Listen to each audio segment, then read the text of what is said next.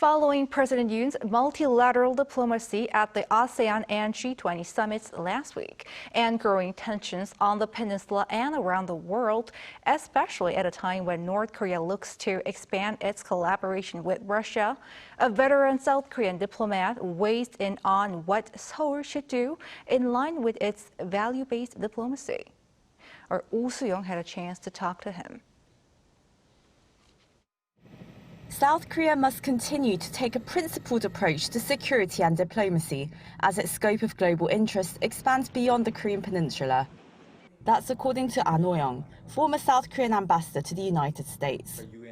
First, as Seoul faces a nuclear North Korea that appears to be aligning with China and Russia, and said the Camp David summit between the leaders of Seoul, Washington and Tokyo last month came at a crucial time as they forged a three-way approach to regional and economic security and engagement with other Indo-Pacific countries. When I talk about the timing, we should be thinking about Russian invasion of Ukraine. And then now, Chairman Kim Jong-un is coming to visit Russia. And then they talk about exchanges of arms for high technology, for missiles, for submarines, nuclear submarines, and satellites. And then what China is doing in our part of the world, in East China Sea, in South China Sea, putting them all together, this in fact is a very challenging time. Though under pressure from Beijing, Ahn says Seoul must continue to act in line with its core values. That is to say, liberal democracy, human rights, rule of law.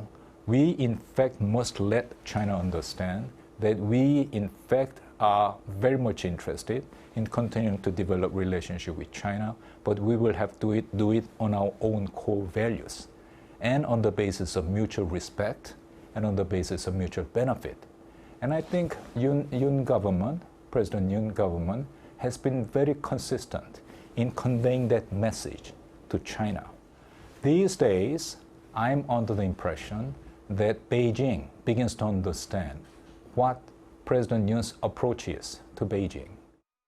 While pushing for a trilateral summit with Tokyo and Beijing, President Yoon last week pressed China to contain North Korea's weapons program and warned against military cooperation with Pyongyang ahead of Kim Jong-un's meeting with Vladimir Putin. Yoon further said unilateral actions to change the status quo in the South China Sea are unacceptable, and Russia's invasion of Ukraine is unlawful. In light of ideological divisions seen among the G20 members, Seoul's active push for global norms and cooperation has fueled talk of the Group of Seven possibly expanding to a G9.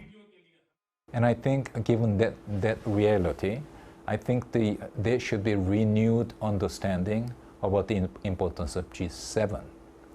What I find interesting is this idea of Korea and Australia joining G7. That idea, in fact, is being discussed more often in Washington, D.C., rather than in Seoul. That's something I find interesting. The former ambassador at large for the G20 says he is encouraged by Yoon's multilateral diplomacy and multi-million-dollar pledges to tackle the global climate crisis and reconstruct Ukraine. Well, Korea as a nation has developed enormously over the past 70 years. And then I think the basic orientation of the country has been opening up, liberalization and engagement. That, in fact, has the overall direction of the country. And then I think we must keep on doing that. The diplomat said he hopes to see South Korea lead by example for global peace and development, particularly as it aims to host the 2030 World Expo in Busan City, sharing the country's journey, growth and vision for a sustainable future as a global pivotal state. Oh Soo-young, Arirang News.